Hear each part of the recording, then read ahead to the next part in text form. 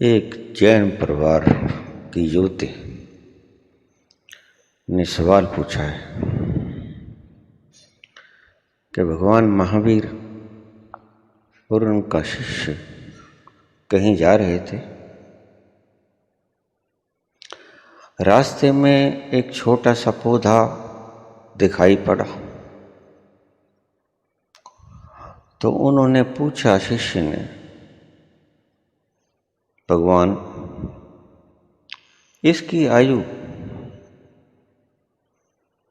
कितनी लंबी है? क्या ये पौधा फल तक पहुंच जाएगा? तो भगवान ने आंखें बंद की। 2 मिनट के बाद उन्होंने कहा कि हाँ, यह पौधा अपने फल तक पहुंच जाएगा। तो शिष्य ने उस पौधे को जड़ से उखाड़ दिया और दूर फेंक दिया।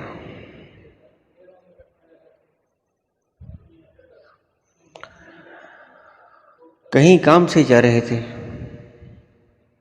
कुछ दिनों के बाद जब वो उसी रास्ते से वापस आए तो वो पौधा जो शिष्य ने उखाड़ फेंका था वो उसी जगह के ऊपर आरोपित हुआ पड़ा था। बाबा जी, क्या आप इस तरह की भविष्य की घटनाओं को देख सकते हैं?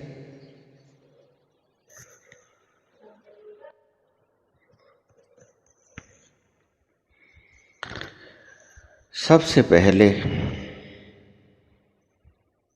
कहानी को ठीक तरह से सुन लीजिए।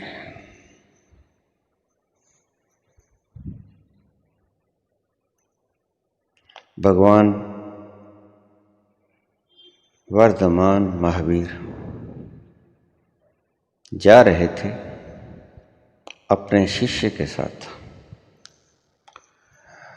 जिनका नाम था मखली गौशाला। मखली गौशाला।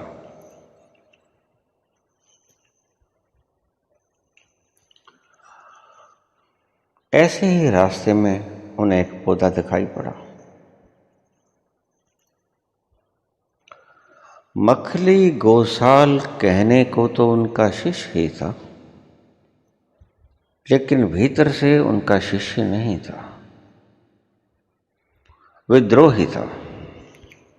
मौके की तलाश किया करता था कि कब मैं इस व्यक्ति को नीचा दिखा दूं। आपको शायद न पता हो, जैन धर्म के मर्मज्ञ विद्वान ये अवश्य जानते हैं कि मखली गौशाल 24वें तीर्थंकर के रूप में एक कैंडिडेट के रूप में भी खड़ा था। उसकी तरफ से भी 24वें तीर्थंकर की दावेदारी की गई थी, लेकिन चुने गए भगवान महावीर। तो सदा साथ तो वो रहता, लेकिन मन में वही कल्पना कि इसकी जगह मैंने होना था, ये सदा ही उनके मन में रहती, और इसलिए इस बात ने उनको एक विद्रोही शिष्य बना दिया। मौका ही तलाशते रहते थे हर वक्त। जा रहे थे तो ये प्रश्न पूछ लिया, कुछ भी पूछ लिया करते थे।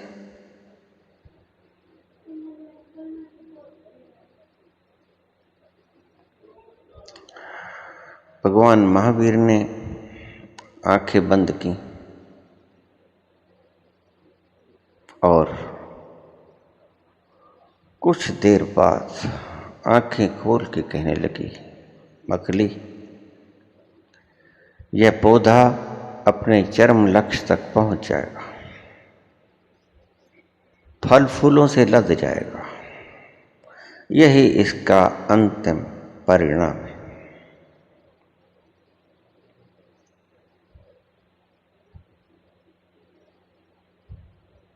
अब मखली तो ढूंढे ही जा रहा था, कोई भी वक्त मिलता नीचा दिखाने का दिखा देता। उन्होंने महावीर के सामने ही उस छोटे से पौधे को जड़ से उखाड़ा और दूर फेंक दिया।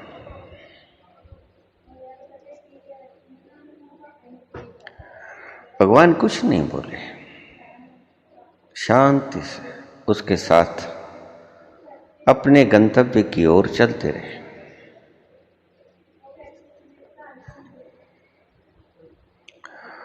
वहां उन्हें रास्ते में काफी बारिश आई, तूफान चले, आंधी चली,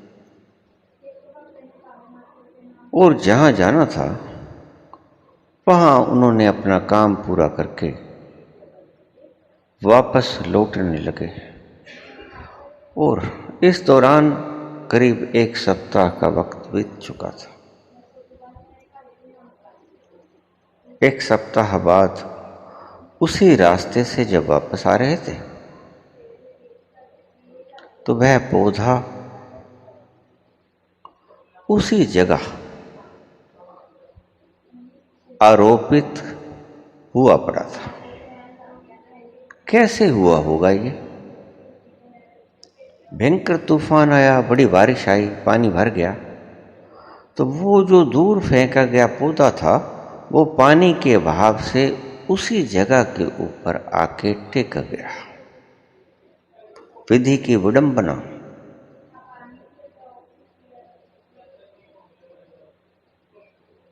महावीर ने जो देखा वो सत्य देखा,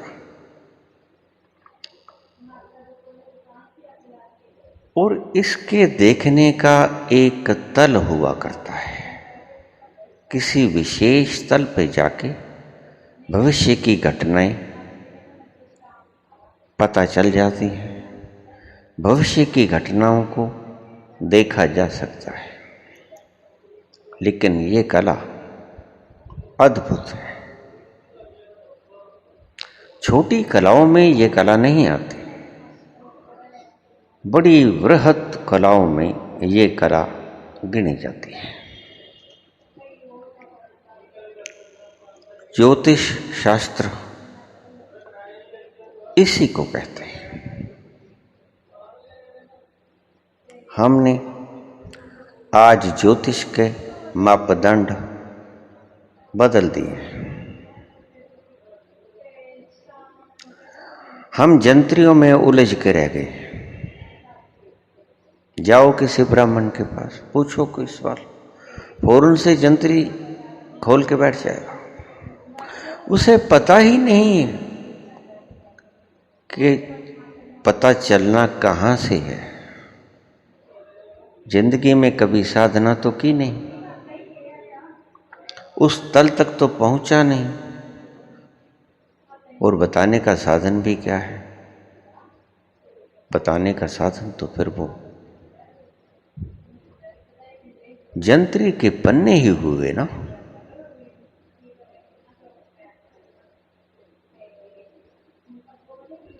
लेकिन जंत्री के पन्ने सिर्फ तुम्हें आकाशीय नवग्रहों की यथास्थिति को ही बता पाएंगे। ये ग्रह चंद्रमा, सूर्य, मंगल, बुध, बृहस्पति, शुक्र, शनि,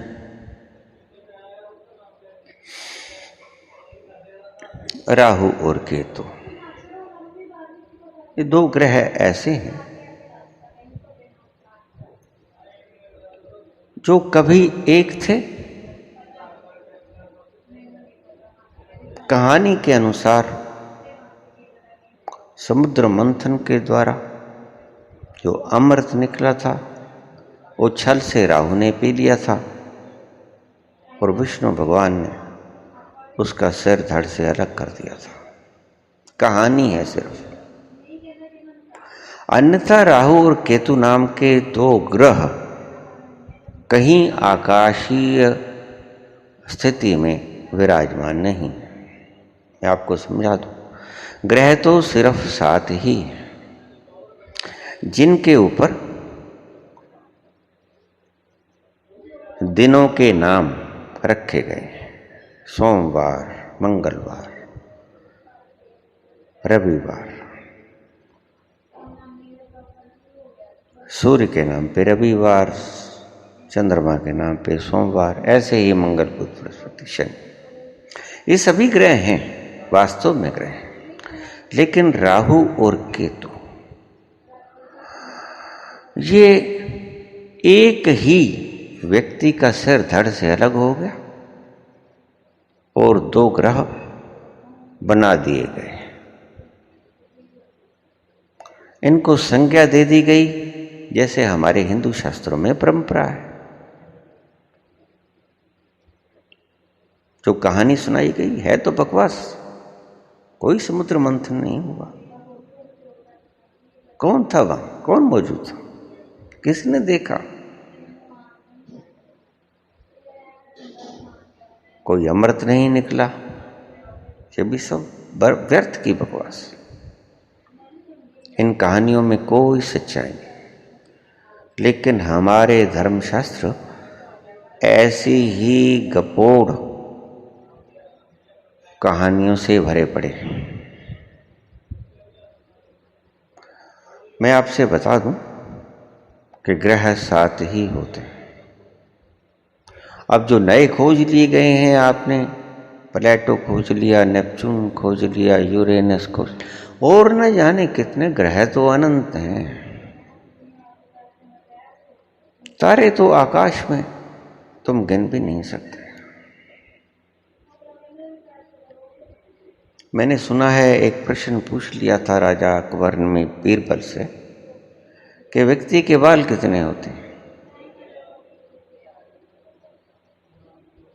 तो उसने कहा कि जितने आसमान में तारे हैं गिनो।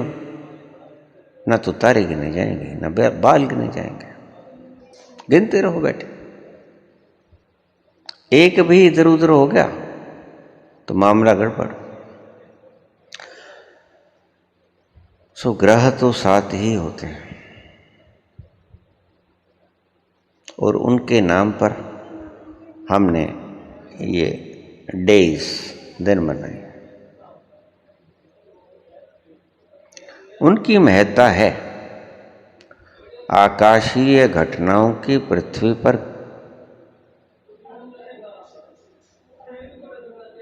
इफेक्ट पड़ते हैं, परिणाम, प्रभाव होते हैं।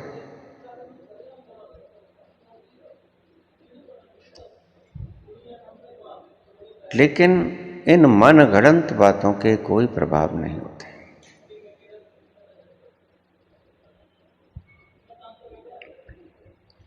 सच में देखा जाए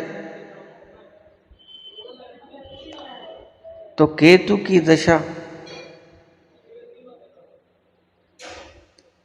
और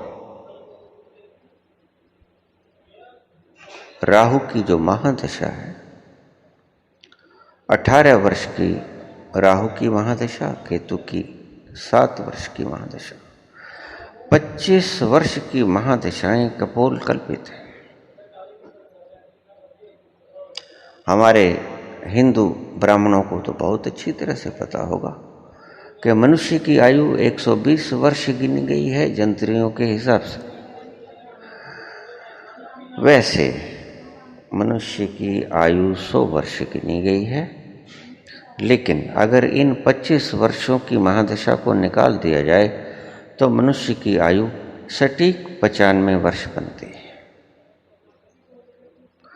सो मनुष्य की आयु सही रूप में 95 के ही गिनी गई थी। अगर 95 से ऊपर कोई जिंदा रहता है तो वो एक्सेप्शनल केस है।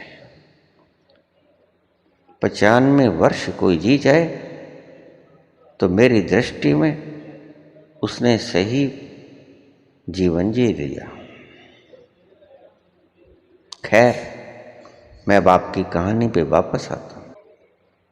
बारिश हुई, बारिश के ऊपर ज़्यादा बारिश हुई, उस पानी के ऊपर तैरकर पौधा वहीं पे आ गया जहाँ से मखली गौशाला ने वो उखाड़ा था। और जब उन्होंने वापस जाते देखा तो महावीर कुछ नहीं बोले, वो कुछ बोला भी नहीं करते थे। वो देखने दिया करते थे दूसरों को। मखली गौशाल ने गौर से देखा तो वह पौधा वहीं पर आरोपित था। बड़ा शर्मिंदा हुआ। ये मौका भी हाथ से निकल गया। बड़ा सुंदर मौका था। महावीर ने बड़ी खतरनाक भविष्यवाणी की थी। ये पौधा कोई भी जानवर आके खा लेता, कुछ भी उपद्रव हो सकता था, कैसे वृक्ष बनेगा? और फिर उसने ही उखाड़ के फेंक दिया था। ये घटना शास्त्र वर्णित तो है ही, सत्य भी है अगर ढंग से समझा जाए तो। जैनिज्म और एस्ट्रोलॉजी, इनका चोली दामन का संबंध है। ज्योतिष को जैन शास्त्रों से अलग कतई नहीं किया जा सकता। पहले तीर्थंकर ऋषभदेव से लेकर आखिरी 24वें तीर्थंकर तक, वर्धमान महावीर तक ज्योतिष के प्रकांड पंडित रहे। और सही रूप से मैं इसे समझता हूं, क्योंकि अब इन बातों में तो काफ़ी उलझाव भी पड़ जाएगा। मैं जैन धर्म को हिंदू धर्म से कम उम्र का नहीं मानता, बराबर की उम्र मानता हूं। ये दोनों बराबर के वक्त में जन्मे, क्योंकि 24 तीर्थंकरों की श्रृंखला विशाल। हम तो यही 10-12 अवतार ही गिन लेते हैं ना। तो हिंदुओं ने 10 अवतारों के बीच में मत्स्य अवतार, मछली के रूप में, ध्यान से सुनते जाना इन बातों को, एक लड़ी कहीं जाके जुड़ेगी। कूर्म अवतार कछुआ, वराह अवतार सूअर का अवतार, नरसिंह अवतार आधा मनुष्य और आधा शेर पशु, वामन अवतार बौने ब्राह्मण के रूप में, परशुराम अवतार थे तो वे भी ब्राह्मण लेकिन बड़े योद्धा थे। श्री राम हम सभी जानते हैं, श्री राम अवतार, श्री कृष्ण अवतार। और फिर हिंदू सनातन धर्म ने बुद्ध को करुणा करके 9वां अवतार स्वीकार कर लिया। लेकिन महावीर को उन्होंने अवतार नहीं स्वीकार किया। क्यों? क्योंकि महावीर की अपनी परंपरा थी। वो 24वें तीर्थंकर थे, उनको अवतार कैसे मान सकते हैं ये लोग? इसलिए महावीर को अवतारों की श्रेणी में नहीं शामिल किया गया। बुद्ध के ऊपर हिंदू धर्म कुछ मेहरबान हो गया, सो उसे अवतारों की श्रेणी में डाल दिया गया। लेकिन महावीर को तो इन्होंने अवतारों की श्रेणी में नहीं डाला। इन्होंने उन्हें अवतार नहीं माना और जैन शास्त्रों में कृष्ण को अवतार नहीं माना। जैनियों ने अपने ग्रंथों में इन्हें कृष्ण भगवान को 7वें नरक में डाल रखा है। इतनी हिंसा का जिम्मेवार व्यक्ति हम अवतार कैसे स्वीकार कर सकते हैं? इतने व्यक्ति मरवा दिए उसने। वो चाहता तो अर्जुन को प्रेरित न करता, लेकिन उसने अर्जुन को इतना प्रेरित किया कि उसे अपना गांडीव धनुष उठाना ही पड़ा और वध करना ही पड़ा। सो इस हिंसा का दायित्व जैन कृष्ण के ऊपर देते हैं और अभी तक उन्हें 7वें नरक में पटक रखा है। जैन धर्म में हिंसा का कोई स्थान नहीं, इसलिए जैनियों ने कृष्ण के साथ ऐसा व्यवहार किया। हिंदुओं ने महावीर के साथ ऐसा व्यवहार किया कि अपने अवतारों की श्रेणी में महावीर को गिना ही नहीं, बुद्ध को तो गिन लिया गया। और अभी जो आना बाकी है, 10वां अवतार कल्कि अवतार, विष्णु ब्राह्मण के घर पे अब 10वां अवतार होगा। अब कलयुग में, इसे हम कलयुग कहते हैं हिंदू शास्त्रों के मुताबिक जो चल रहा है।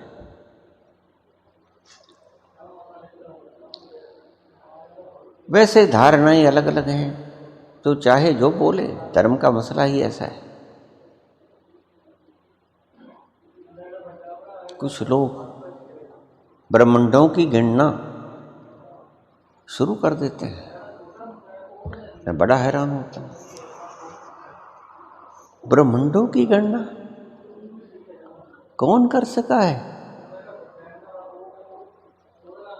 ब्रह्मांड कितने हुए हैं अब तक,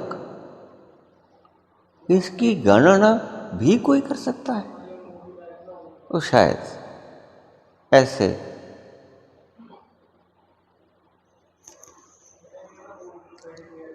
धर्मज्ञ जन्म ले चुके हैं जो बता देंगे आपको कि ब्रह्मांडों की कौन सा नंबर चल रहा है, और शायद ये भी बता दें कि कुल कितने ब्रह्मांड होंगे। तो उनके ज्ञान को मेरा कोटिशः नमस्कार। ब्रह्मांडों की गणना बड़ी अजीब सी बात है। अरे ब्रह्मांड की गणना नहीं हो सकती, ब्रह्मांड कितना बड़ा है कितना बड़ा है ये ब्रह्मांड, इसका और छोर नहीं पाया जा सकता। तो इसकी गणना कैसे करोगे कि कितने ब्रह्मांड हो चुके हैं? लेकिन हैं ऐसे महापुरुष हैं जो आपको बता देंगे। खैर, मैं मूल विषय पे आऊंगा।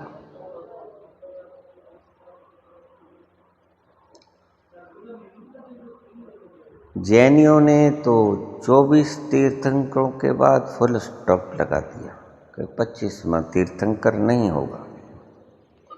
लेकिन हिंदू धर्म अभी एक अवतार और पैदा करने को है।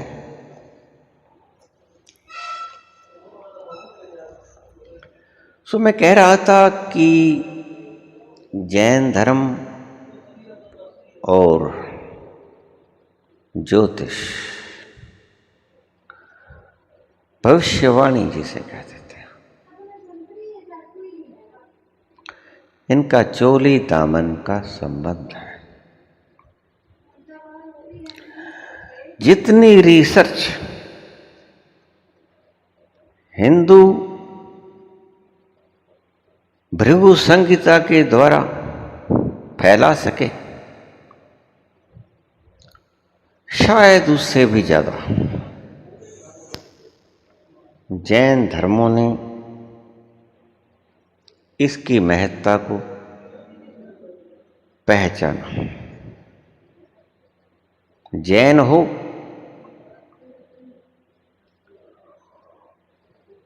और ज्योतिष से उसका संबंध ना हो, यह असंभव है। आपने देखा, ये मुनि जन प्रातः स्मरणीय संक्रांति सुनाते हैं। संक्रांति क्या मंदा होगा इस महीने में?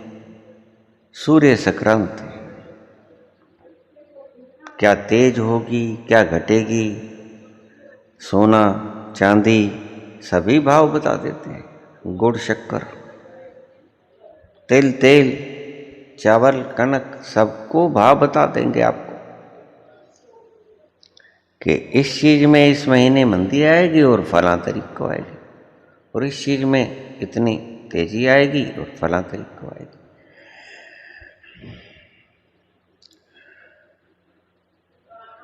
ऐसा भी आज है जैन में, लेकिन महावीर के वक़्त ऐसा कुछ नहीं था। महावीर के वक़्त शुद्ध ज्योतिष ज्ञान था, और वो कैसे बताया करते थे? मेरी बिटिया ने यह सवाल पूछा है।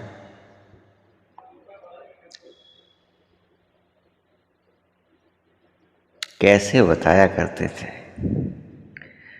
हमारे ही भीतर जाके ये सब पता चल जाता है। हमारे भीतर क्या नहीं है।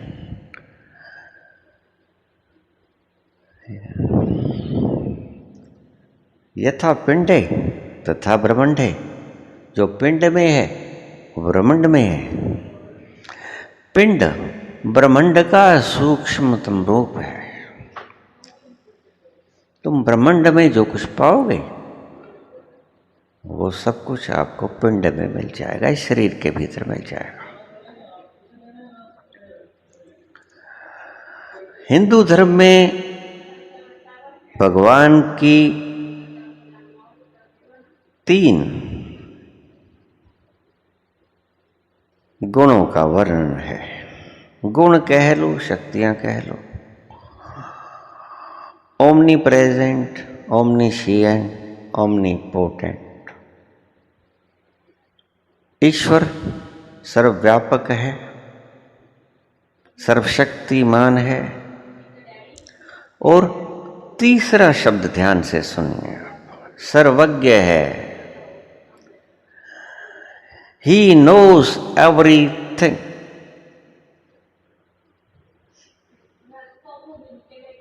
वह सब कुछ जानता है। सर्वज्ञ ज्ञान, सर्व ज्ञान को जानने वाला, सर्वज्ञ। तो हिंदुओं ने ये 3 ईश्वर के लिए अलंकार बनाए, शक्तियां बनाई, या उनके गुण बनाए, कुछ भी समझ लो। सर्वव्यापक है, निश्चित रूप से कण कण है।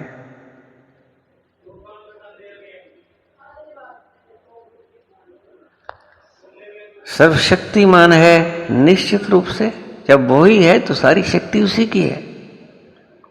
और सर्वज्ञ है, क्या होगा क्या हुआ, तीनों कालों की बातों को जानने वाला सर्वज्ञ है।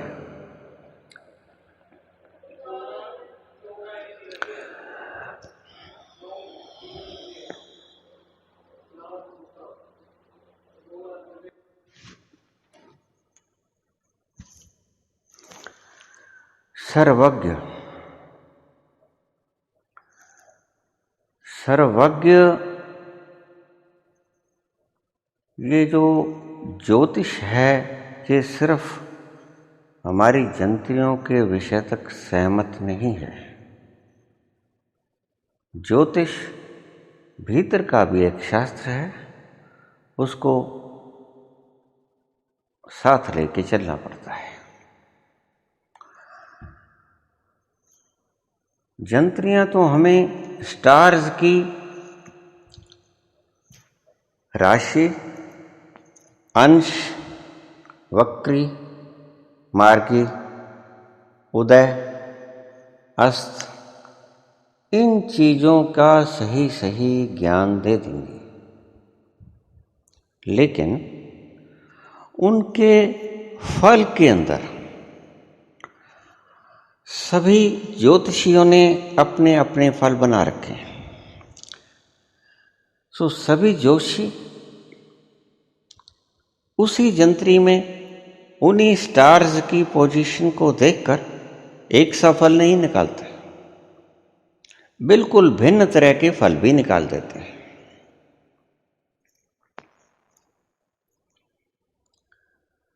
लेकिन जिस वक्त आप उस तल पे पहुंच जाओगे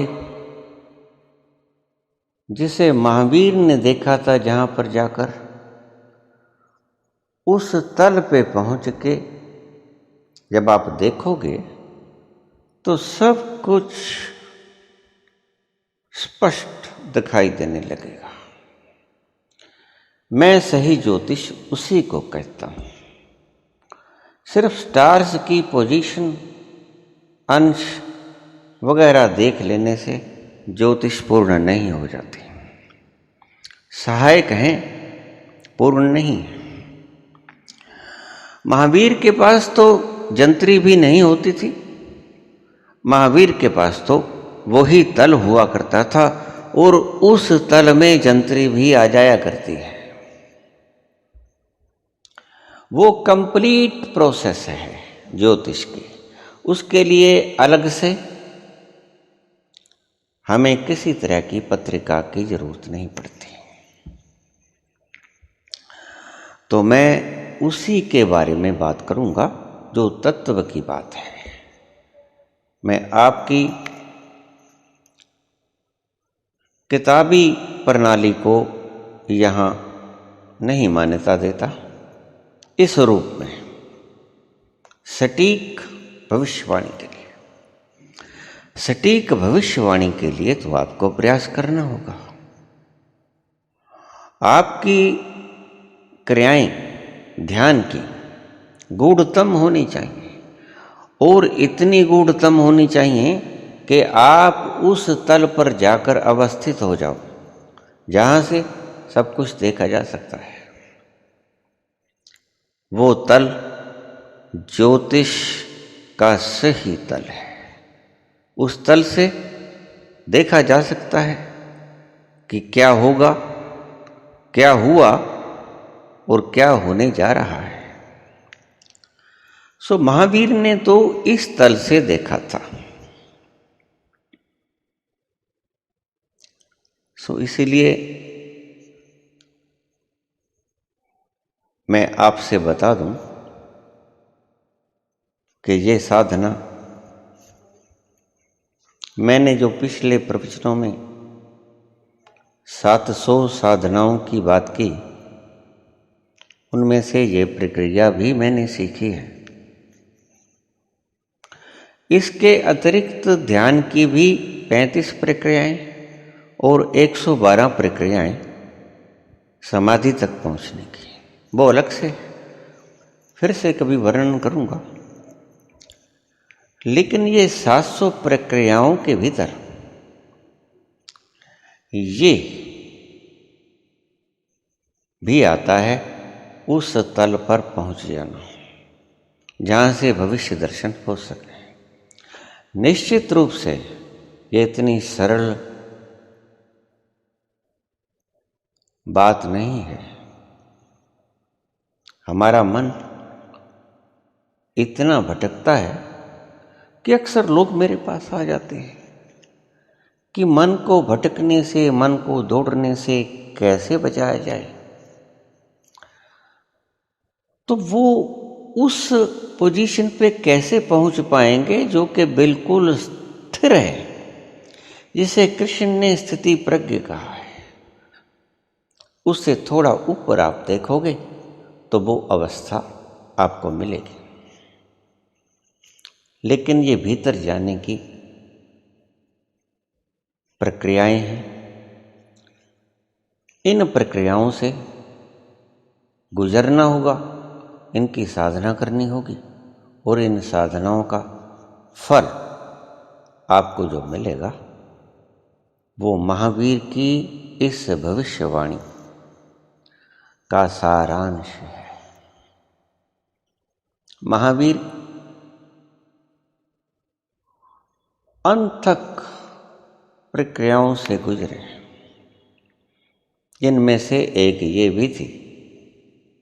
इसलिए उन्होंने उस दिन मखली गौशाल को उस तल पे जाके देखा और देख के बता दिया। लेकिन मखली गौशाल विद्रोही था, उसने वो उखाड़ के फेंक दिया, परंतु जो होना था वो ही हुआ।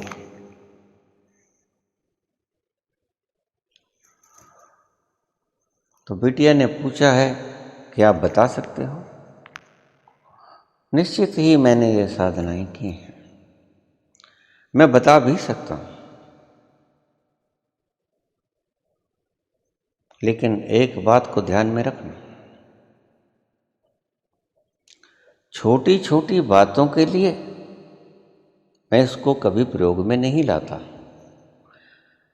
असल में तो किसी भी अंतर यात्रा की प्रक्रियाओं को छोटी मोटी बातों के लिए प्रयोग में लाना ही नहीं चाहिए। ये कोई भी समझदार इंसान जानता है।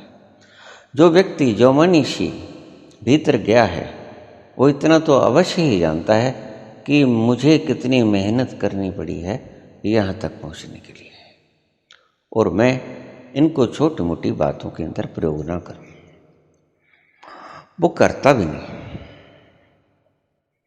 तो आपने ये सवाल पूछा है, जैसे महावीर ने उस पौधे का भविष्य बतला दिया था, क्या आप भी ऐसा कर सकते हैं? निश्चित ही कर सकता हूँ, क्योंकि मैंने ये प्रक्रियाएं की हैं।